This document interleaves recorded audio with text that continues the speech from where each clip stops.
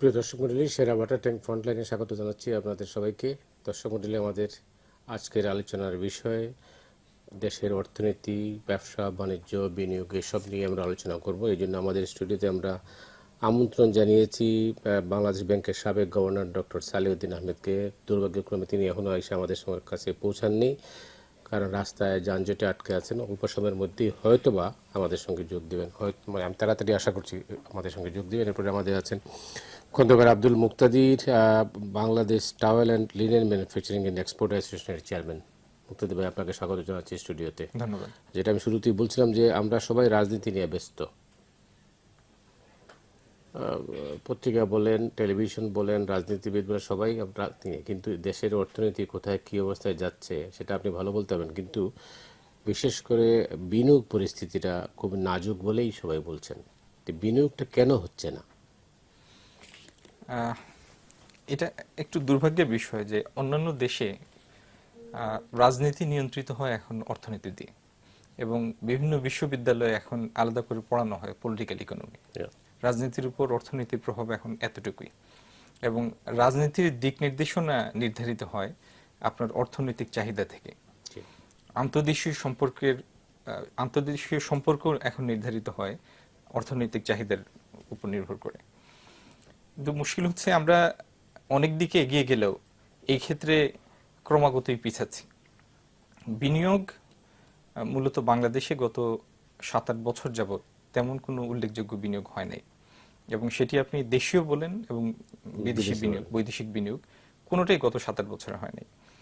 প্রথমত তত্ত্বাবধায়ক সরকার আসার পরে আপনার 1-1.5 বছরের মাথায় প্রথম বলা হলো যে আমাদের পর্যাপ্ত গ্যাস নাই এবং নতুন গ্যাসের জন্য অ্যাপ্লাই করা যাবে না।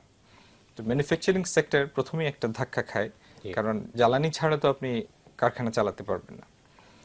এরপরে এই অবস্থার উত্তরণ হয় নাই, এইভাবে তো গেল বেশ কয়েক বছর।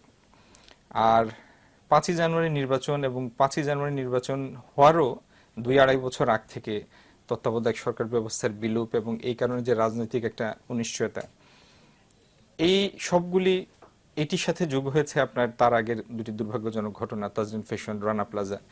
এই সমস্ত কিছুর একটা কিউমুলেটিভ ইফেক্ট, যেটার কারণে বিনিয়োগের প্রতি একটা দৃশ্যত অনীহা দেখা যাচ্ছে দেশীয় এবং বিদেশি বিনিয়োগকারীদের।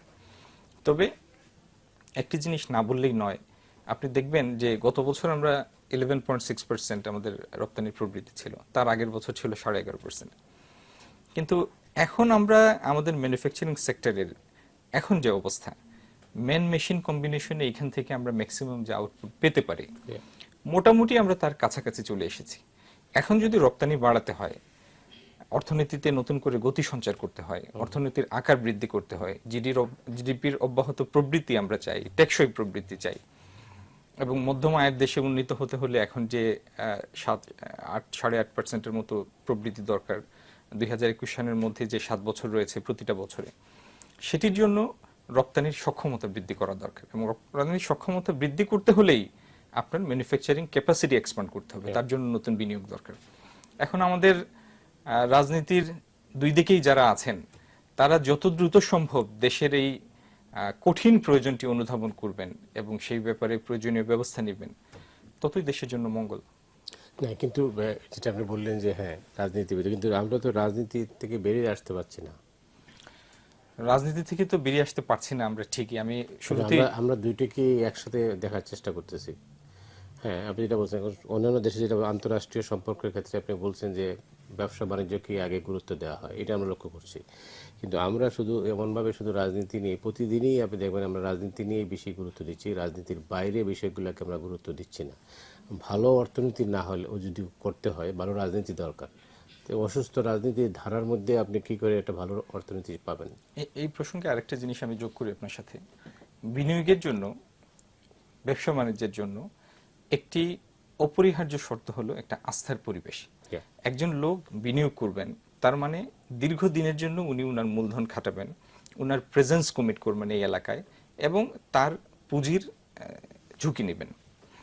তার জন্য উনি দীর্ঘ সময়ে পলিসির মানে কনসিস্টেন্সি চাইবেন, ধারাবাহিক নীতিমালার ধারাবাহিকতা চাইবেন, শান্তি শৃঙ্খলা চাইবেন, তার জীবনের নিরাপত্তা চাইবেন, এবং সুস্থ একটি রাজনৈতিক পরিবেশ চাইবেন।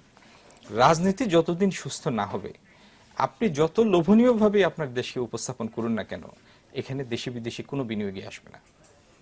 না, এই যখন পরিস্থিতি তখন এই বিনিয়োগের ক্ষেত্রে যে যে মানে অবকাঠামোগত অনেক অসুবিধার কথাই আপনি বলছেন, তো সেটা কাটানোর ব্যাপারে এটাকে আমরা প্রায়োরিটি দিচ্ছি না কেন? এটা আমি আমি মনে করি অবকাঠামোগত যে সমস্যাটি ছিল, সেটি যদি সরকার আরেকটু দায়িত্বশীলতার সাথে যদি একটু বিবেচনা করেন, অনেকখানি এর আগেই অ্যাড্রেস করা যেত। যেমন প্রধান একটি প্রধান একটি অভাবের কথা আমরা অনেক আগে থেকে বলে আসছি, সেটি হলো জ্বালানির অভাব। আপনি হয় গ্যাস দিবেন অথবা বিদ্যুৎ সংযোগ দিবেন। নতুন যে সমস্ত কস্টলি পাওয়ার প্ল্যান্ট আসছে বাংলাদেশে, সরকার ইচ্ছা করলেই তার কিছু ডেডিকেটেড করে দিতে পারতেন ফর স্পেসিফিক এক্সপোর্ট ওরিয়েন্টেড ফ্যাক্টরির জন্য।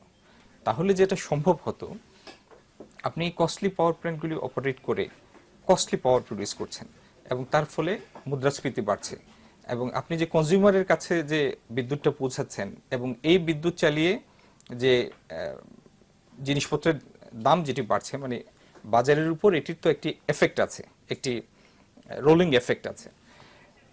এটি দিয়ে যদি এক্সপোর্ট ওরিয়েন্টেড ফ্যাক্টরি করা হতো, তাহলে কি হতো? মানুষের ক্রয় ক্ষমতা বৃদ্ধি পেত, রিয়েল ওয়েজেস বাড়তো, তখন এই কস্টলি প্রোডাক্টটাও তার ক্রয় সীমার মধ্যে আসতো। মানে অর্থনীতির বেসিক নীতি যেগুলি, সেটির বিপক্ষে অবস্থান নিয়ে আমরা ক্রমাগত আমাদের কার্যক্রম চালাচ্ছি। অনেক ধন্যবাদ মুক্তার ভাই আপনাকে। দর্শক মণ্ডলী, আমাদের সঙ্গে ইতিমধ্যেই যোগ দিয়েছেন ডক্টর সালেউদ্দিন আহমেদ, সাবেক গভর্নর বাংলাদেশ ব্যাংক। স্বাগত জানাচ্ছি। আমরা এর আগেই দর্শকের কাছে ক্ষমা চেয়ে নিচ্ছি, আসলে যে জানি আমরা যে এই অবস্থা ঢাকা শহরে যে যানজট পরিস্থিতি, তাতে সময় মতো আসা খুবই কঠিন। যাই হোক, আমরা যে বিষয়টা নিয়ে আলোচনা করছিলাম, আসলে বিনিয়োগ নিয়েই আমরা কথা হচ্ছিল, ব্যবসা বাণিজ্য, যেহেতু আপনি এই সাবজেক্টেরই মাস্টার, তো সেই কারণে বাংলাদেশের পরিস্থিতিটা কি দাঁড়ালো তাইলে? আমরা এখন যে অবস্থায় আছি, এখন যেভাবে যদি খালি রাজনীতির মধ্যেই থাকি, তো বিনিয়োগ যদি না হয়, তাহলে তো একটা জায়গাতে যাই আমরা থেমে যাব। আপনার কি মনে হয়?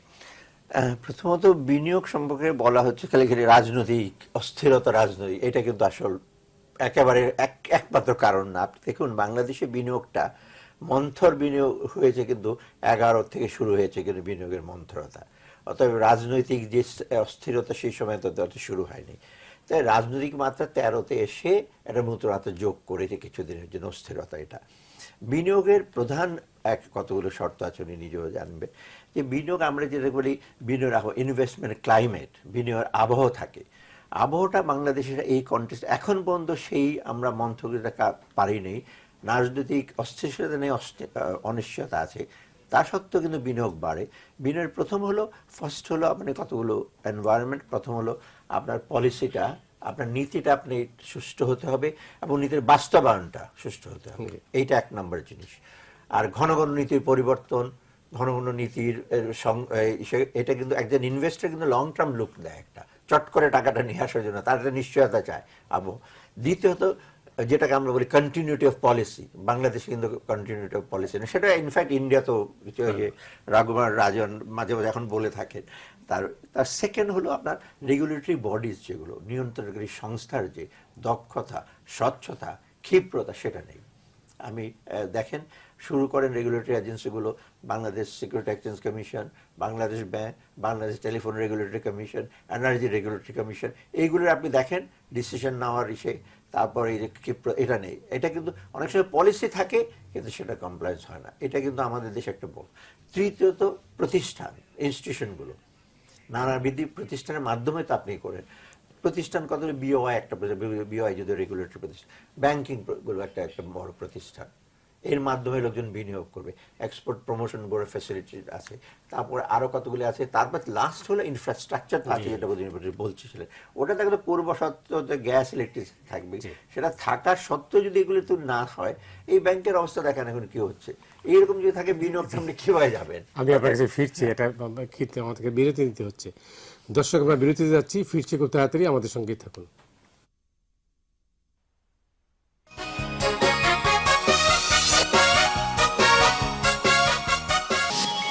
আপনারা দেখছেন সরাসরি অনুষ্ঠান সেরা ওয়াটার ট্যাঙ্ক ফ্রন্টলাইন।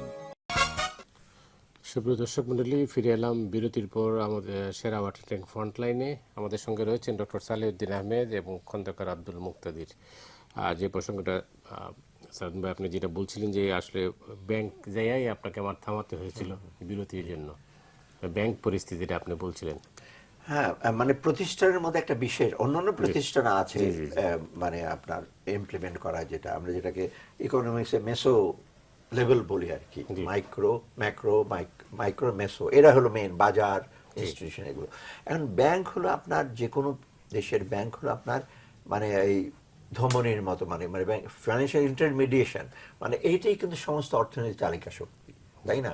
এবং এখানে যদি আপনার শৃঙ্খলা না থাকে, আমরা যেটাকে বলি, এখানে যদি কোনো ইস্যু হয়, বিশৃঙ্খলা সৃষ্টি হয়, এটা ফাইন্যান্সিয়াল কন্টেজিয়ান বলে, সংক্রামক ব্যাধি। এটা কিন্তু দ্রুত ছড়িয়ে পড়ে। আপনারা জানেন ইংরেজিতে কথা, ভার্চু পারমিয়েট স্লোলি, সদ্গুণ খুব স্লো যায়, কিন্তু সংক্রামক ব্যাধি দ্রুত। এবং এই ফাইন্যান্সিয়াল কন্টেজিয়ানটা দ্রুত রিয়েল সেক্টরের উপর ছড়িয়ে পড়ে। এটা ক্লাসিক এক্সাম্পল হলো আপনি গ্লোবাল ফাইন্যান্সিয়াল ক্রাইসিস 2007-08 শুরু হয়েছিল কিন্তু ফাইন্যান্সিয়াল সেক্টরে, তাই না? ল্যাক্স রেগুলেশন, মানে শিথিল রেগুলেশন, ডেরিভেটিভ, হাউসের সেক্টর বাবুল। আলটিমেটলি দেখেন পুরা একটা দেশে, আমেরিকাতে শুরু হয়েছে, আমেরিকা পুরো রিয়েল সেক্টরকে ইস্যু করে, বাট সেটা কিন্তু ইউরোপে চলে আসছে। তার মানে দেখেন ফাইন্যান্সিয়াল সেক্টর যখনই হয় তখন একদম সংক্রামক ব্যাধির মধ্যে ছড়িয়ে পড়ে। অতএব এইটাতে হওয়াতে হয়েছে কি, এমনিতে আমাদের নানাবিধ সমস্যা আছে, ইনভেস্টমেন্ট, বিনিয়োগের স্বল্পতা, বিনিয়োগ করার আপনার সুযোগ। সেখানে যদি ব্যাংকিং এর অবস্থা এরকম হয়, বিশৃঙ্খলা হয়, নর্মসগুলি যদি পরিপালন না করা, তখন যারা ভালো উদ্যোক্তা, যারা সফল উদ্যোক্তা এবং সিরিয়াস উদ্যোক্তা, তারা কিন্তু আজ আসতে পারছে না। আমরা খালি বারে বারে বলছি ইসে বাড়াতে হবে, এন্টারপ্রেনারশিপ বাড়াতে হবে, ভালো উদ্যোক্তাকে আনতে হবে, তারা কি করে আসবে? কারণ লেভেল প্লেইং ফিল্ড তো হচ্ছে না আর এখন। ব্যাংকে যে আপনার হলমার্কে যেটা হলো, সেটা কি? সেই হলমার্কে অ্যাব ইনিশিও, প্রথম থেকে এটা জালিয়াতি, সেটা আর ঋণ, এটা আসলে লোন বলে কিছু না, এরকম কোনো লোন হয় না, লোনের কোনো ডেফিনেশনে পড়ে না। ব্রাঞ্চ এত টাকা কি করে দিল? না, এটা তো কোনো প্রশ্নই আসে না। আগে থেকে কিন্তু একটা স্কিম ছিল, এই আমরা ঢুকবো সেম আপনার, তারপরে আপনার হলো আপনার বিসমিল্লাতে, আপনার বিসমিল্লা গ্রুপে না, তারপরে বেসিক ব্যাংকে হলো। আপনার এইগুলো একটার পর একটা হয়ে যাচ্ছে, কিন্তু সবচেয়ে মারাত্মক হলো যে যে হয়ে যাওয়ার পর দ্রুত কোনো অ্যাকশন হচ্ছে না, দৃশ্যমান কোনো, যখন দৃশ্যমান দ্রুত সময়োচিত পদক্ষেপ না নেয়, তখন যারা অন্যায় করে তারা কিন্তু একটা, যেটাকে আমরা বলি পারভার্স ইনসেন্টিভ, তারা ইনসেন্টিভ সাথে সাথে তার যারা অন্যরা যারা একটা সিগন্যাল পায় যে এটা করে তো পার পেয়ে যাচ্ছে। তবে এইটি হলো সবচেয়ে বড় ব্যাপার। যেমন হল মার্কেটটা কিন্তু আপনি দেখবেন 12 সালে শুরু হওয়ার, ডিটেক্ট হওয়ার 13তে কিন্তু অনেক টাকা কিন্তু ডিসবার্স করা হয়ে গেছে। যখনই ডিটেক্ট করা হয়েছে সেই সময় কিন্তু চট করে করা আপনার অ্যাডভাইস দিয়ে করেছে, তারপর ভাউচার, ডেবিট ভাউচার করে, এগুলো খুব আনইউজুয়াল ব্যাপার। বেসিক ব্যাংকে 12 থেকে শুরু হয়েছে লেখালেখি, 12 গেল, 13 গেল, 1400 নেই এটা এসে। অর্থাৎ আপনি দেখেন সব সময় কিন্তু একটা পুরাপুরি যে শৃঙ্খলাটা, ব্যাংকে যে সুশাসনের অভাব, গভর্নেন্সের অভাব, স্বচ্ছতার অভাব, জবাবদিহিতার অভাব, সেই রাষ্ট্রায়ত্ত ব্যাংকে তো আছেই, এবং যেখানে রাজনৈতিক হস্তক্ষেপের ফলে নানা রকম কিছু হচ্ছে, এখন কিন্তু আস্তে আস্তে বেসরকারি ব্যাংকগুলোতে যাচ্ছে। কারণ বেসরকারি ব্যাংক আগে ছিল না, আগে ছিল না, কারণ আপনি এটা যে বলেছি তো, বেসরকারি ব্যাংক যারা কর্মকর্তা আছে তারা তো আর বাংলাদেশের বাইরে না, তারা ফেরেশতাও না, তারা দেখছে যে আমারই কলিগ অন্য একটা রাষ্ট্রায়ত্ত ব্যাংকে এই কাজ করছে, পার পেয়ে যাচ্ছে, তা আমি কেন এইসব করব? আর যে ভালো লোক যে দুষ্টের দমন শিষ্টের পালন তো কেন হচ্ছে না, যে ভালো লোক তাকে ইনসেন্টিভ দিয়ে এসে করেন, দক্ষতা যোগ্যতার পরিমাপ কোথাও হচ্ছে না। রাষ্ট্রায়ত্ত ব্যাংকে তো যথাযথ হয় না, এখন বেসরকারি ব্যাংক ওটা হচ্ছে, মানে কর্পোরেট। জি, আপনাকে ফিরছি পরে। আপনি এই প্রসঙ্গে কি আপনার কিছু বলা আছে? আমরা অন্য প্রসঙ্গে যাব না, আমি দু একটা কথা শুধু বলবো। আমাদের দেশে এখনো পুঁজির উৎস কিন্তু মূলত ব্যাংক, কারণ আমাদের যে ক্যাপিটাল মার্কেট সেটি এখনো অনেক ইমম্যাচিউর, অনেক অপরিণত। ক্যাপিটাল মার্কেটের সিগন্যালগুলিও আমাদের যারা মার্কেট পার্টিসিপেন্ট তারা ঠিক মতো রিড করতে পারেন না। আর ক্যাপিটাল মার্কেটের কাছে আমরা কি চাই সেটাও ক্যাপিটাল মার্কেটের পার্টিসিপেন্টরা এখনো সেই পরিমাণ ম্যাচুরিটি আসে নাই আমাদের মার্কেটে। এবং যে source of information, capital market থেকে যে ইনফরমেশন আসার যে পদ্ধতি, পথ, সেগুলিও অনেক এখনো বন্ধুর অপরিণত। তার মানে এখনো ব্যাংক হচ্ছে পুঁজি যোগানের প্রধানতম উৎস, যদি একমাত্র নাও বলি। সেই ব্যাংকগুলিতে যদি আর্থিক সুশাসন না থাকে তাহলে সমগ্র অর্থনীতির উপর একটা কালো ছায়া পড়ে, এবং এটির একটা ডোমিনো এফেক্ট আছে। এক ব্যাংকে এটা থাকবে না, যেটা সালাউদ্দিন সাহেব বলছিলেন যে পাবলিক সেক্টরের ব্যাংকে হয়েছে, তারপরে এটা ছড়াবে প্রাইভেট সেক্টরের ব্যাংকে। কিন্তু পাবলিক সেক্টরের ব্যাংকে যে এটা ছড়িয়েছে, সেটির ক্ষেত্রেও মনে হয় এক যাত্রায় পৃথক পৃথক ফল। কিছু লোক অপরাধী, আবার কিছু লোক যাদেরকে অ্যাপারেন্টলি মনে হয়েছে যে এদের ব্যাকআপ ছাড়া জিনিসগুলি সম্ভব না, পৃষ্ঠপোষকতা ছাড়া সম্ভব না, পেপার পত্রিকায় এসেছে, তারা রয়ে গেছেন ধরাছোঁয়ার বাইরে। এই যে মানে এক যাত্রায় পৃথক ফলের মানে পৃথক ফল হওয়ার কারণে মানুষের মধ্যে যে একটা ফ্রাস্ট্রেশন আসবে, এবং আর্থিক শৃঙ্খলার প্রতি আমাদের যারা রেগুলেটর আছেন তাদের কমিটমেন্টের যে অভাব মানুষ বোধ করবে, এটা কিন্তু অর্থনীতির জন্য কোনো ভালো সিগন্যাল বয়ে আনবে না। ধন্যবাদ। জি, কিন্তু এই ক্ষেত্রে কি করণীয় ছিল? এই ক্ষেত্রে জি। এই ক্ষেত্রে আমি বলি, প্রথমত দেখুন বাংলাদেশের ব্যাংক এবং আর্থিক প্রতিষ্ঠানের যে নর্মস গুলো আছে, বাংলাদেশ ব্যাংক কর্তৃক ব্যাংকিং কোম্পানি আইন, তার বাজেল 1, 2 আন্তরিক, এর কিন্তু স্ট্যান্ডার্ড গুলো, নর্মস গুলো কিন্তু অত্যন্ত মানে স্বীকৃত ভালো নর্মস গুলো। কিন্তু প্রবলেম হলো কি, এই যে নর্মস, প্রুডেন্সিয়াল নর্মস বলেন, ম্যানেজমেন্ট নর্ম, আর্থিক নর্ম, একটা ম্যানেজমেন্ট কিভাবে, সেগুলো কিন্তু পরিপালন হচ্ছে না। সে সবচেয়ে বড় জিনিস হলো, এগুলো যে নতুন করে আমি ইনভেন্ট করতে হবে তাও না। ব্যাংকিং কোম্পানি আইনে অনেকগুলো কন্ডিশন আছে, বাংলাদেশ ব্যাংকের নানা রকম সার্কুলার আছে, অনেক কিছু, সেইগুলিকে আপনি একদম পরিপালন করতে হবে একদম খুব স্ট্রিক্টলি। এখন আমি মনে করি এটা প্রথম প্রধান দায়িত্ব হলো প্রত্যেকটা ব্যাংকের। প্রথম কেন্দ্রীয় ব্যাংক তো রেগুলেটর, কেন্দ্রীয় ব্যাংকের যে, কারণ এই নর্মগুলো দেওয়া আছে, প্রত্যেক ব্যাংকের ব্যবস্থাপনা পড়ে যাওয়া তার সমস্ত টিমের জানা উচিত। সেই পরিপালনটা করছে না, বিকজ দ্য প্রবলেম হলো কি আপনার ইন্টারনাল কন্ট্রোলের বিষয়ে। আর সবচেয়ে বড় মারাত্মক জিনিস যে রাষ্ট্রায়ত্ত ব্যাংকে দেখা গেছে, আপনার পরিচালনা পর্ষদ, ব্যবস্থাপনা, তারপর যারা ইন্টারনাল কন্ট্রোল, অডিট, সুপারভিশন, এই যে স্তরগুলো আছে, প্রত্যেকটাতে কিন্তু ক্র্যাক, ফাটল ধরছে প্রত্যেকটাই। এবং হলমার্ক কিন্তু একটা পার্টিকুলার ব্যবস্থাপনা পরিচালকের দোষ দিলে চলবে না, বা ইন্টারনাল কন্ট্রোল, এটা কিন্তু শুরু হয়েছে একদম উপরে থেকেই। অতএব পুরো সিস্টেমটা, এটা কি এই অতিমাত্রায় রাজনীতিকরণের এটা জন্য? বিশেষ করে হয়েছে, এটা বিশেষ করে যে রাজনৈতিক প্রভাবটা বেশি, রাজনৈতিক বিবেচনায় আপনার বোর্ডের ইস্যু হচ্ছে, এবং রাজনৈতিক বিবেচনায় তারা আপনার পারও পেয়েছে। দেখুন, রাজনৈতিক বিবেচনা যদি কেউ, আমার আপত্তি নাই রাজনৈতিক বিবেচনা কাউকে আপনি করবেন, কিন্তু ওই ব্যক্তি যদি রাজনীতিবিদ হয় বা রাজনীতিটা ব্যাংকে নিয়ে আসে, তার যদি দক্ষতা থাকে, সততা থাকে, আপনি রাজনীতি একটা মতাদর্শ থাকতে পারে, আপত্তি নেই, কিন্তু তার দক্ষতা, সততা, যোগ্যতা এবং তার যে কমিটমেন্ট যদি থাকে, সে রাজনীতিটা আনবে না। কিন্তু অসুবিধা হয়েছে কি, যারা হয়েছে তারা রাজনীতিটা নিয়ে আসছে, এবং তাদের রাজনৈতিক প্রভুকে তাদেরকে তো সন্তুষ্ট করতে হবে, এই ওদের সন্তুষ্ট করতে গিয়ে এটা হয়েছে। ধন্যবাদ। আমি একটা ফোন নেই। জি, হ্যালো। হ্যালো, আসসালামু আলাইকুম। ওয়ালাইকুম আসসালাম। আমি যাত্রাবাড়ি থেকে আব্দুল সাত্তার বলছি। জি, বলেন। জি, আমার প্রশ্ন হলো বাংলাদেশ ব্যাংকের সাবেক গভর্নর সাহেবের কাছে, সালাউদ্দিন সাহেবের কাছে, যে বাংলাদেশের পাবলিকের কাছে কোটি কোটি টাকা জমা হয়ে গেছে, যার জন্য ডেস্টিনি, তারপরে গতকালকে পেপারে দেখলাম যে একটা কোম্পানি, প্রাইম ব্যাংকের কোন একটা কোম্পানি তার সাথে চুক্তি করে 128 কোটি না কত টাকা মাইরা নিয়ে গেছে। যদি সরকার যে কোনো বন্ডের মাধ্যমে অথবা যে কোনো পাবলিককে কিছু মনে করেন লভ্যাংশ দিয়া এই টাকাগুলো যে সরকার তো সংগ্রহ করতে পারে, পদ্মা সেতুর মতো কাজে ব্যবহার করতে পারে, তারপরে দেশের উন্নয়নে, শিল্প কারখানা প্রতিষ্ঠার জন্য করতে পারে, কিন্তু সেটা না করে সরকার বিশ্ব ব্যাংক ওইটা মনে করেন মানুষের কাছে বিভিন্ন সরাসরি ব্যাংকের কাছে ধার নিতেছে। তো এটা না করে যদি পাবলিকের টাকাগুলো সরকার যে একটা উপায় বের করে, হ্যাঁ, যে মানুষের টাকা, মানুষ ইনভেস্টার টাকা পাইতেছে না, যার জন্য যে জিএমজির মতো এই যে গতকালে পেপার আছে 128 কোটি টাকা মাইকা নিয়ে গেছে। অনেক ধন্যবাদ। জি, না, উনি কিন্তু অত্যন্ত ভালো একটা প্রশ্ন। আসলে মানুষের কাছে অর্থ আছে, কিন্তু মানুষের এবং আপনি দেখবেন তাদের সেই অর্থ মানে ব্যাংক, প্রথমত ব্যাংক সব জায়গায় সব কাজে রিচ করতে পারছে না। অর্থ আছে, এখন আবার হয়েছে মানে ব্যাংকের প্রতি মানুষের একটা অনাস্থা, এবং এই মানুষের কাছে অর্থ থাকার ফলে কিন্তু ডেস্টিনি, কোঅপারেটিভ, সমবায়, কোটচাঁদপুর হয়েছে, আপনি জানেন অনেক রকম হয়েছে, যুবক হয়েছে, ওরা সাধারণ মানে নিরহ মানুষদের নিয়ে নেয়। এটা উনি ঠিকই বলছে, এই ইস্যুটা মোবিলাইজ করার জন্য, সঞ্চয়টা মোবিলাইজ করার জন্য এবং প্রোডাক্টিভিটি ব্যবহার করার জন্য ব্যাংকের কিন্তু মূল দায়িত্ব, কিন্তু আমাদের ব্যাংকগুলো সেগুলো যাচ্ছে না। আপনি দেখবেন ব্যাংকগুলো যেটা হচ্ছে, বাংলাদেশ ব্যাংকে অত্যন্ত দুঃখিত, বাংলাদেশি ব্যাংকগুলো কম্পিটিটিভ না, ওরা একটা প্রত্যেক গোষ্ঠীকে এসে করে, এবং যখন কাজ করে একসাথে অলিগোপলিস্টিক মানে অলিগোপলিস্টিক আর কি। ওই যে দেখেন সুদের হার কমিয়ে দিল, ডিপোজিটের হার, সবাই মিলে, এটা করার কথা না মার্কেট ইকোনমিতে। অতএব নিজেদের স্বার্থে এগুলো করছে, কিন্তু মানুষের সেভিংসটা মোবিলাইজ করতে যেখানে গ্রামে এসে করার কথা সেগুলো করছে না।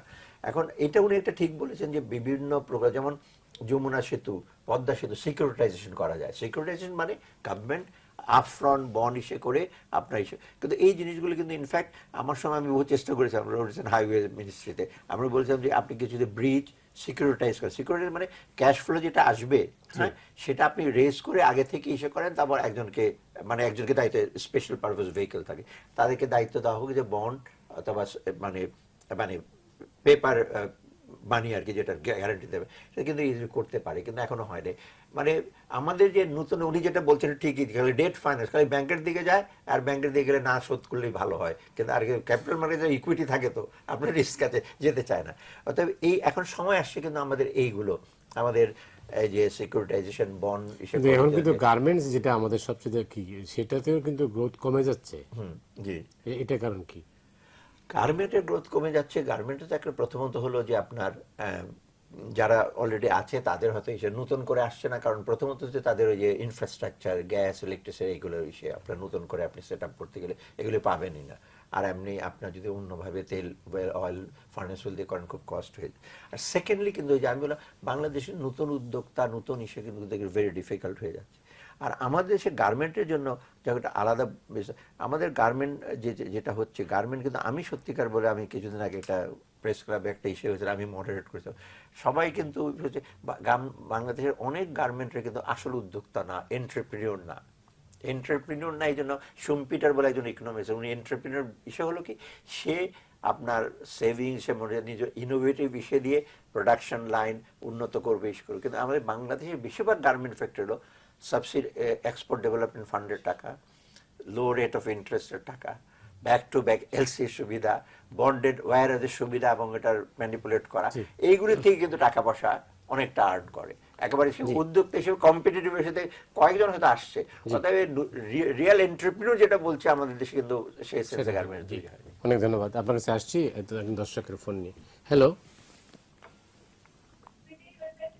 হ্যাঁ মতবে, আমি খন্দকার জিল্লুর রহমান। আমার একটা প্রশ্ন হলো দুইজন আলোচকের কাছে, একজন গভর্নর ইয়ের ক্ষেত্রে।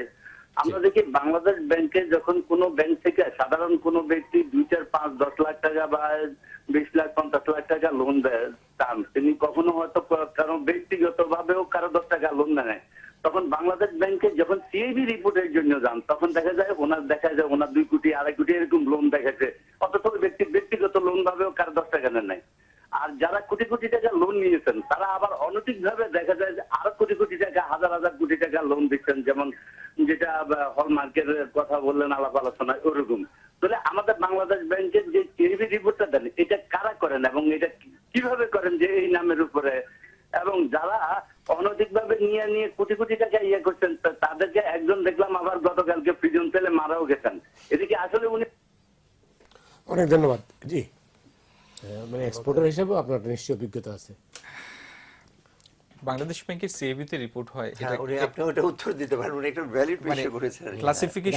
ক্লাসিফিকেশনের কিছু রেজিম আছে, তাই মানে কতদিন ঋণ খেলাপি হলে কোন ক্লাসে যাবে সেটার একটা রেজিম আছে।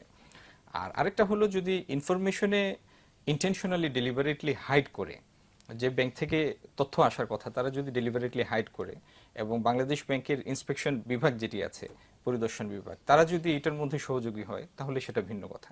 আর আমি একটু আগে এক প্রশ্নের উত্তরে বলছিলাম যে আমাদের বিভিন্ন ফিনান্সিয়াল স্ক্যান্ডালে আপনি দেখবেন এক যাত্রায় পৃথক ফল। তো এটি তো এখন প্রতিষ্ঠিত, কেউ জেলে যাচ্ছে, কেউ দেশের বাইরে চলে যাচ্ছে, কেউ অপসারিত হচ্ছে, টাকা তো বাইরে চলে গেছে, কেউ অপসারিত হচ্ছে, কেউ সসম্মানে পদত্যাগ করছে, এবং অর্থমন্ত্রী হাসতে হাসতে বলছেন যে স্বাস্থ্যগত কারণ দেখিয়ে এইসব পদত্যাগের কথা বলে। মুশকিল হচ্ছে বাস্তব অবস্থা যেটি, আমরা যদি এই অবস্থা থেকে উত্তরণ না ঘটাই, দেখেন ব্যাংকিং ব্যবস্থা পৃথিবীর কোন দেশের জিডিপিতেই, ব্যাংকিং ব্যবস্থা বা ফিনান্সিয়াল সেক্টর জিডিপিতে তার নিজের কন্ট্রিবিউশন খুব হাই না। যেমন বাংলাদেশে 3-3.5%-এর মতো ব্যাংক সেক্টরের কন্ট্রিবিউশন জিডিপিতে। কিন্তু এই ব্যাংক হচ্ছে অর্থনীতির চালিকা শক্তি, মূল ফ্যাসিলিটেটর। তারা যদি অব্যাহতভাবে পুঁজির যোগান দিতে না পারে এবং ফিনান্সিয়াল সেক্টর যদি প্রপারলি রেগুলেটেড না হয়, ডিসিপ্লিন না হয়, তাহলে যে কোনো অর্থনীতি মুখ থুবড়ে পড়তে কোনো সময় লাগবে না। আমেরিকা এবং ইউরোপ তো মাত্র 3-4 বছর আগের দৃষ্টান্ত, আর বাংলাদেশে তো এখনো ইকোনমি সেইভাবে বিল্ডও হয় নাই, রিবিল্ডও হয় নাই। এখনই যদি আমরা এই জাতীয় শৃঙ্খলাহীনতার মধ্যে নিজেদেরকে জড়িয়ে ফেলি, তাহলে অর্থনৈতিক প্রবৃদ্ধি তো পরের কথা, আমাদের ভিতরে যে শূন্যতা তৈরি হয়েছে পাবলিক সেক্টরের ব্যাংকগুলিতে, যেটি প্রপারলি অডিট করলে ধরা পড়বে, সেটি আমরা কিভাবে কাটাবো, সেটি এখন একটি প্রশ্নের ব্যাপার। এই প্রশ্নের জবাব দিচ্ছি সিআইবিটা বলে না, ওটা উনি খুব ইন্টারেস্টিং প্রশ্ন বলে। সিআইবিটা কিন্তু এখন অনলাইনে চলে গেছে। এখন ব্যাংকের, যেটা উনি বলছেন, ব্যাংকের কাছে তথ্য দেবে, সেটা ইনপুট করবে, বাংলাদেশ ব্যাংকটা প্রিজার্ভ করে। তো সিআইবিটা নিয়ে বলে প্রত্যেকের ইন্ডিভিজুয়াল এবং তার রিলেটেড যে কোনো ইন্ডাস্ট্রি, যেমন এক্স একটাই, তার ফার্মাসিউটিক্যাল ইন্ডাস্ট্রি আছে, তার আবার ট্রান্সপোর্ট আছে, সবগুলো কিন্তু সিআইবিতে রিপোর্টেড হওয়ার কথা। তো প্রোভাইডেড প্রবলেম হয় কি সিআইবিতে, আপনার ওই যে নামের ইসেতে মিস কেউ মোহাম্মদ দিয়ে লেখে, আবার কেউ আবার আহমেদ দিয়ে একই নাম লিখবে, কেউ খান লাগাবে, কেউ সৈয়দ লাগাবে, সেই নামের ফলে কিন্তু সিআইবি কম্পিউটার অনেক সময় ইসে করতে পারে না। এখন এগুলো আস্তে আস্তে সর্ট আউট করা হচ্ছে। কারণ আমরা আমি যখন ইলেকশন সময় ছিলাম, তখন দেখেছি মোহাম্মদ থাকলে দেখলাম যে ক্লিয়ার হয়ে গেছে, হঠাৎ দেখি যে তার নামে যখন খান আছে তাকে ধরা যায়, একই ব্যক্তি কিন্তু অনলাইন হওয়াতে এখন ওদের ব্যাংকের রেসপন্সিবিলিটিটা দেখার নামগুলো যেটা করে। বেসিক ব্যাংকে যেটা হয়েছে, যাদের লোন দিয়েছে গিয়ে দেখে সেখানে কি স্কুল একটা, সেখানে ইন্ডাস্ট্রি নাই। তো এইরকম ভাবে যদি ব্যাংকের অফিসিয়াল যেটা উনি বলে যোগ সাজস করে, তা আনফর্চুনেট। আরেকটা আমি বলি খুব অত্যন্ত মূল্যবানের ব্যাপার, সিআইবিটার একটা ইন্টিগ্রেটেড হওয়া উচিত। যখন বাংলাদেশের সিটিজেনের একটা ইন্টিগ্রেটেড ডেটাবেস হবে, পাসপোর্টের যে তথ্য আছে, টিআইএন এর যে তথ্য আছে, ন্যাশনাল আইডির তথ্য, ultimately CIB has to be link. তখন বিদেশে যেটা উনি জানেন, এক জায়গায় কোথাও কিছু গন্ডগোল হলে আপনি সোশ্যাল সিকিউরিটি নাম্বারে যদি গন্ডগোল হয়, আপনি আপনার ক্রেডিট কার্ডের ধরা পড়বে, পাসপোর্টের থেকে ধরা পড়বে, সব যায়। এটা তো আমাদের ডেটাবেসটা তো এটা ইন্টিগ্রেট, এখন সময় আসছে এটা করার, 3 তো ইস্যু হয়ে গেছে। এটা করলে কিন্তু তোমার লোকদের সুবিধা হয়। আর উনি যেটা বললেন ছোট কোনো লোকের সিআইবিতে আসলে হ্যারাসমেন্ট হয়, দ্যাটস ট্রু। বড়দের তাড়াতাড়ি রিপোর্টটা পেয়ে যায়, ওই ব্যাংকারদের রিপোর্ট আছে। এটা আমার মনে হয় ইমিডিয়েটলি ব্যাংকের এবং বাংলাদেশ ব্যাংকে এটা সলভ করা দরকার। অনেক সময় আমি জানি ছোট ছোট যারা লোন নেয়, সিআইবিতে অনেক রিপোর্টটা ক্লিয়ারেন্স করতে ব্যাংকরা দেরি করে। এটা মোটেও ঠিক না, সবাইকে সমানভাবেই দেখতে হবে। এবং বড়দের তারা কমপ্লিকেটেড, তো অনেক সাবসিডি কোম্পানি আছে, অনেক কিছু তাড়াতাড়ি রিপোর্টটা পেয়ে যায়। তো আমি যেটা বলছি, ইন্টিগ্রেটেড ডেটা সিস্টেম করলে কিন্তু তখন কিন্তু আমাদের ওই যে অর্থ আত্মসাৎ বা এগুলো সবগুলো সবই সম্ভব। যদি পলিটিক্যাল প্রেসার থাকে তাহলে তো ওই না টেকনিক্যালি তো এগুলো ফিজিবল, কিন্তু সেগুলো হচ্ছে না আর কি। আসল জায়গাটা তো দেখতে হবে। আচ্ছা, এই মুহূর্তে বাংলাদেশের মানে যদি আমি জিজ্ঞেস করি আপনাকে যে মানে অর্থনীতির হাল হকিকতটা কি, কোন দিকে যাচ্ছি আমরা, তখন কিভাবে কি জবাব আপনার? আমি একেবারে সংক্ষেপে যেটা বলতে পারি, সেটা বাংলাদেশের যে আমাদের ক্যাপাসিটি, সামষ্টিক অর্থনৈতিক সূচকগুলো যে আপনি দেখেন, সব মিলে আমরা মানুষের উদ্যোগ, মানে মানুষের যে রেজিলিয়েন্স, এন্টারপ্রেনিউরশিপ, ফার্মার, কৃষক, তাদের যে আমাদের ক্যাপাসিটি, আমাদের দেশে কিন্তু অত্যন্ত, কিন্তু আনফর্চুনেট আমরা যত দ্রুত এগিয়ে যাওয়ার জন্য যেটা বেস তৈরি করেছে আমরা দিতে পারিনি, সে আমাদের ওই শক্তিটাকে ইনহেরেন্ট সেটা আমরা লাগাতে পারিনি। সামষ্টিক অর্থনীতির মূল যেটা, যে আপনার সুবিধাটা সাধারণ মানুষের কাছে পৌঁছায় নাই, কনসেন্ট্রেট হয়ে গেছে কিছু লোকের কাছে। এটা আমাদের প্রতিষ্ঠানের দুর্বলতা, আমাদের রেগুলেশনের দুর্বলতা, ট্যাক্স সিস্টেমের দুর্বলতা। তারপরে আপনি ধরেন ব্যাংকের ঋণ, concentrated in some district, concentrated in some people, এটা তো আপনি জানেনই। অতএব এই জিনিসগুলো এখন প্রয়োজন হচ্ছে ইমিডিয়েটলি আমাদেরকে যে সুষম উন্নয়ন, সুষম সাস্টেনেবল উন্নয়ন করতে হলে আমাদের যে ইনস্টিটিউট প্রতিষ্ঠানগুলোকে, এবং তারপরে আপনার এই যে মার্কেট সেগুলোকে এবং রেগুলেশনগুলোকে, কিছু কিছু রেগুলেটরি রিফর্ম দরকার, বা যতটুকু যথেষ্ট ইমপ্লিমেন্টেশন। আর সবচেয়ে বড় হলো রাজনৈতিক সদিচ্ছা, কমিটমেন্ট। এটা ছাড়া কিন্তু কোনোদিন কোনো কিছু কাজ হবে না। আমরা সাধারণত ইকোনমিক্সে একটা কথা বলি যে কোনো জিনিস, যে কোনো পাবলিক পলিসি ডিপেন্ড করে তার ফর পলিটিক্যাল ফিজিবিলিটি। ফিজিবিলিটি কিন্তু ইলেকশনের চেয়ে বেশি বড়। খালি ইলেকশন ফিজিবিলিটি মানে আপনি ইলেকশন পর সরকারের অপোজিশনের সাথে আপনার কিরকম রিলেশনশিপ আছে, ওই জিনিসটা না হলে কোনো পাবলিক পলিসি, কোনো উন্নয়ন হবে। কিন্তু বাংলাদেশে এখনো পর্যন্ত আমরা সেই কালচারটা আমরা গড়ে তুলতে পারিনি। রাজনৈতিক সদিচ্ছার ব্যাপারটা আমি এইভাবে বলি যে রাজনৈতিক সদিচ্ছাটা কেন এত প্রয়োজনীয়। মনে করেন আমি আমার বাড়ি রাখবো না এটা ডাকাতি হতে দিব। এখন রাজনৈতিক নেতৃবৃন্দ যদি ঠিক করেন যে আমি আমার এই অর্থনীতিকে রক্ষা করব, আমি সামাজিক পরিবেশ অর্থনীতির সহায়ক হিসাবে রাখবো, আমি রাজনৈতিক পরিবেশ এটাকে ফ্যাসিলিটেট যাতে করে ইকোনমির অগ্রযাত্রাকে সেটা নিশ্চিত করব, তাহলে ওনাদের নিজেদের ঘর ইন অর্ডার রাখবেন, রক্ষা করবেন। আর আরেকটা জিনিস হলো রাজনৈতিক সদিচ্ছার অভাবে যেটি হয় সেটি হলো সমাজের মধ্যে একটা ফ্রাস্ট্রেশন তৈরি হয়। ওই যে আবার বলতে হয় এক জায়গায় পৃথক ফল, বা চোজেন ফিউ সুবিধা পাবে, বাকিরা বঞ্চিত হবে। আমরা মার্কেট ইকোনমির ফলোয়ার। মার্কেট ইকোনমিতে ওয়েলথ তৈরি করাটা ইজি, কিন্তু ক্যাপিটাল ইকোনমিতে, ক্যাপিটাল সিস্টেমে redistribution of wealth is difficult, হয় না। তো এই রিডিস্ট্রিবিউশন অফ ওয়েলথের জন্য আপনার রাজনৈতিক নেতৃবৃন্দের সদিচ্ছা থাকতে হবে এবং অর্থনীতির মধ্যে সবসময় একটা ভারসাম্যমূলক নীতি অবস্থান বজায় রাখতে হবে। যদি আপনি মানে সামাজিক সহাবস্থান চান, রাজনৈতিক সহাবস্থান চান এবং অর্থনীতিকে কাঙ্ক্ষিত লক্ষ্যে পৌঁছাতে চান। আমাদের অর্থনীতির মৌল সূচকগুলি কিন্তু খারাপ না, অর্থনীতির মৌল সূচকগুলি ভালো আছে। এবং আমাদের যে জিনিসটি এখন মূল দরকার, এই অর্থনীতিকে যদি এই জায়গা থেকে এগিয়ে নিতে হয় তাহলে আমাদের প্রাতিষ্ঠানিক সক্ষমতা বৃদ্ধি করার দরকার। যেটা সালাউদ্দিন সাহেব বলছিলেন যে আপনার রেগুলেটররা যদি ঠিকমতো প্রপারলি ফাংশন করে এবং রেগুলেটরদের মানে ইনস্টিটিউশনাল বিল্ড আপ যদি প্রপারলি হয়, প্রপার ফ্রেমওয়ার্কে হয় এবং সেখানে যদি রাজনৈতিক কমিটমেন্ট থাকে, তাহলে এখনো এই অর্থনীতিকে অনেক দূর এগিয়ে নিয়ে যাওয়ার সুযোগ রয়েছে। বাংলাদেশ তো এখনো একটা উদীয়মান অর্থনীতি, কোনো স্যাচুরিটির অবস্থানে আমরা পৌঁছাইনি। এই স্যাচুরিটির অবস্থানে পৌঁছাই নাই বলে অল্প বিনিয়োগে এই ডিফিকাল্ট একটা ডেমোগ্রাফির দেশে আমরা সহজে 6, 6.5, 7% পর্যন্ত গ্রোথ অ্যাচিভ করতে পারি। তো সেখানে যদি আমাদের প্রাতিষ্ঠানিক সক্ষমতা আমরা বৃদ্ধি করি, প্রপারলি আমরা রেগুলেটেড হই, রাজনৈতিক কমিটমেন্ট থাকে, তাহলে অবশ্যই অর্থনীতি এগিয়ে নিয়ে যাওয়ার যথেষ্ট সুযোগ রয়েছে। অনেক ধন্যবাদ। আপনার কাছে আসছে একটা ফোন আসছে। জি, হ্যালো।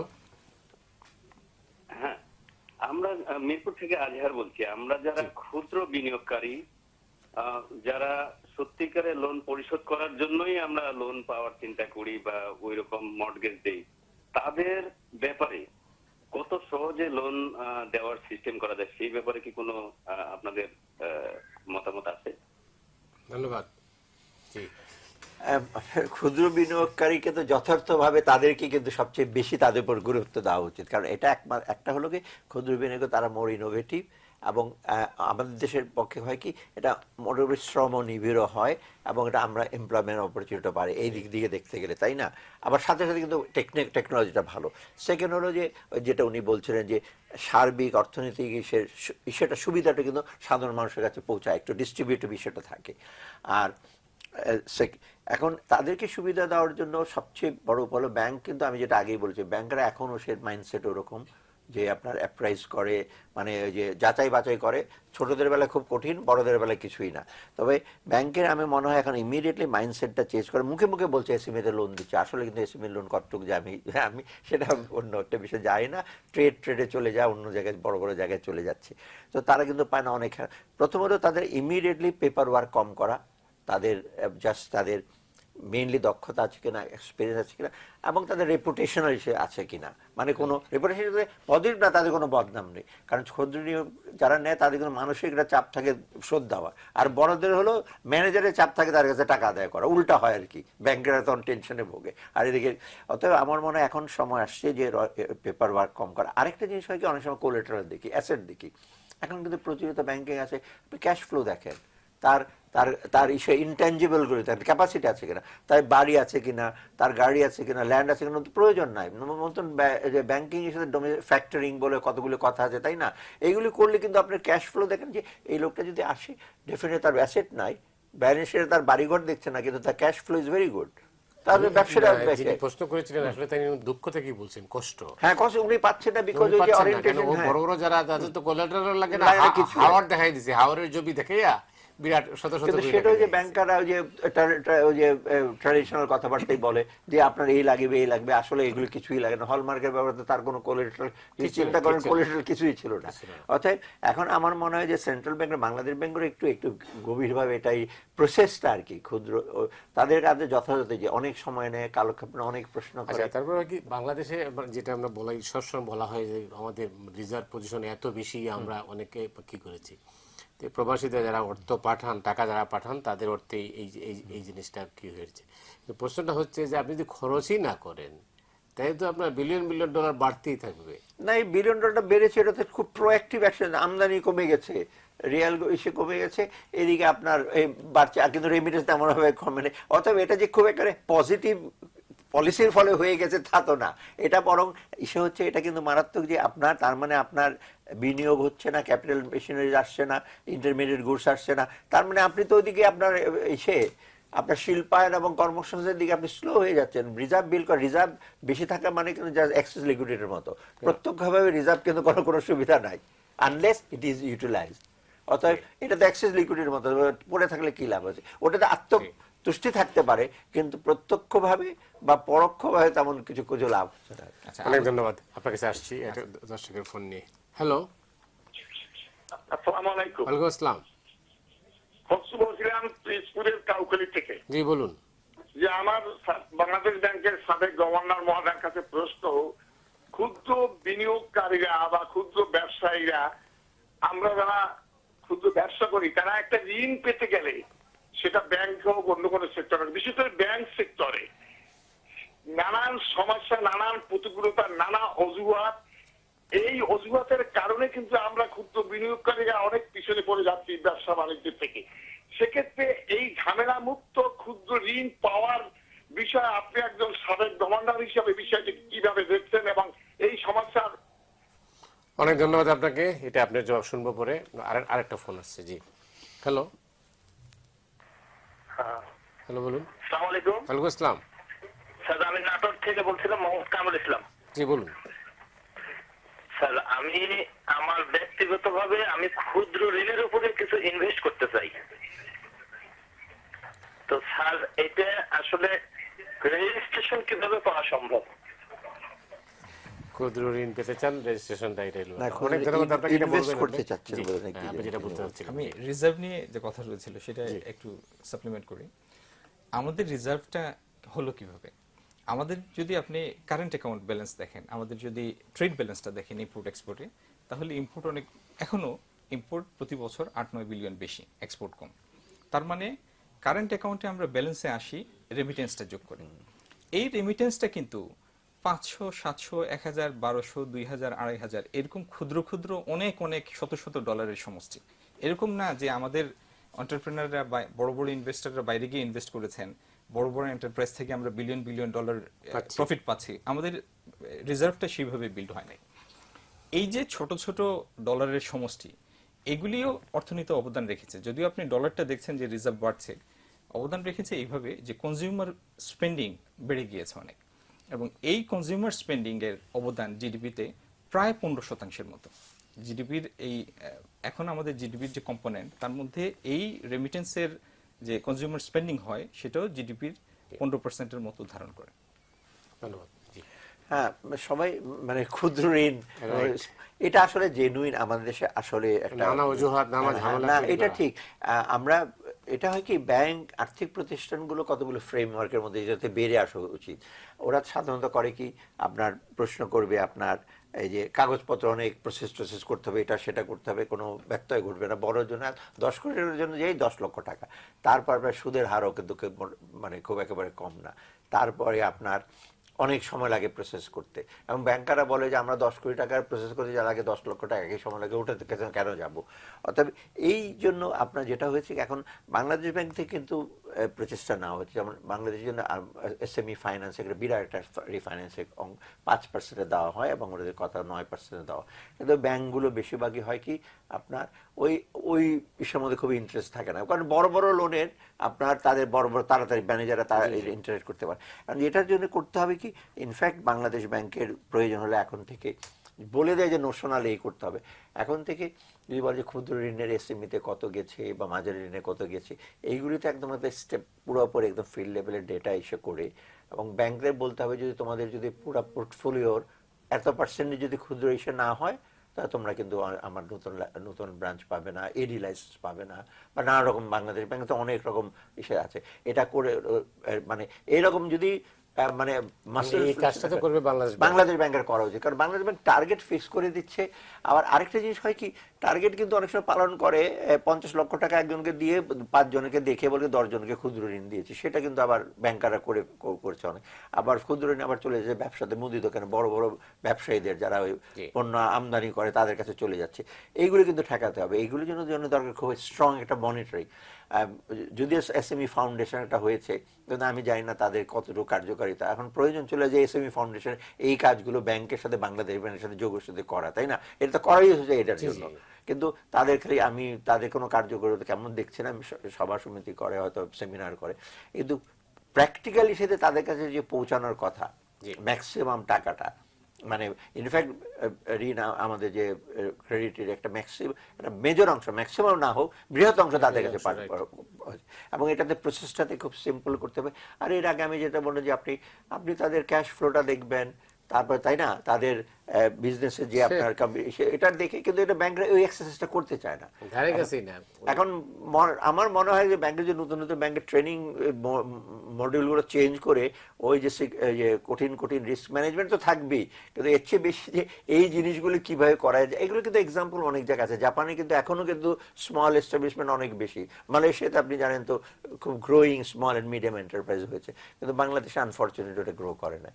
এটা কিন্তু একমাত্র কারণ আমি বলি যে ব্যাংকারদের রোল কম, এখন সেন্ট্রাল ব্যাংকের স্ট্রং একটা ইস্যু। আর সরকারকেও কিন্তু খুব হিসেবে আপনার বিশেষ করে সরকারি বাজেট এবং ইসেতে এইগুলো কিন্তু রাজনৈতিক সিদ্ধান্তের ব্যাপার আছে না, রাজনৈতিক সিদ্ধান্ত না এখানে কিন্তু শুনুন, রাজনৈতিক সিদ্ধান্ত রাজনীতিকরা বলছে না যে ক্ষুদ্র ঋণের কাছে দিও না, তাই না? এইখানে কিন্তু আসে যেটা আমি আগে বলছি, অনেক সময় ভালো ভালো সিদ্ধান্ত রাজনীতিকরা নেয়, কিন্তু ইমপ্লিমেন্ট করে না রেগুলেটরি বডিজরা, ইমপ্লিমেন্ট করে না প্রতিষ্ঠানরা, ইমপ্লিমেন্ট করে না অন্য আরো যারা লিঙ্ক সার্ভিস, ওরা করে না। তো এই যে দায়িত্বটা তাদের উপর বর্তায়। রাজনীতি বলে দেয় না যে তোমার 20,000 কোটি টাকা সব দিয়ে দাও দুইজনকে, ওখানে তো বলা হচ্ছে তো তাদেরকে দাও, বরগাছা শিখে, সে তো ইমপ্লিমেন্ট করে না। সবসময় রাজনীতিবিদদের দোষ দিলে হবে না, তারা তো কিছুটা আপনার হয়তো মাঝে ইন্টারফেয়ার করে, সেটা দোষণীয়, কিন্তু সার্বিক ব্যাপারটা তো আপনাকে তাদেরকে টার্মস অফ রেফারেন্স দেওয়া হয়েছে। শত শত হাজার হাজার কোটি টাকা লোপাট করার সময় কিন্তু রিস্ক অ্যাসেসমেন্ট হয় নাই, কিন্তু ক্ষুদ্র ঋণের সময় তখন ওই সমস্ত দর্শক বলছেন। অনেক ধন্যবাদ খন্দকার আব্দুল মুক্তাদির আপনাকে, ডক্টর সালাউদ্দিন ভাই আপনাকে অনেক অনেক ধন্যবাদ। যদি আমি আমাদের জীবনের অংশ এখন, হ্যাঁ ট্রাফিক ইস্যুর জন্য আমি আটকা পড়ি। অনেক অনেক ধন্যবাদ দর্শক মণ্ডলী, আপনারা যারা এই অনুষ্ঠান দেখলেন। আজ এখানে শেষ করছি, আগামী বুধবার আবার আপনাদের সঙ্গে দেখা হবে।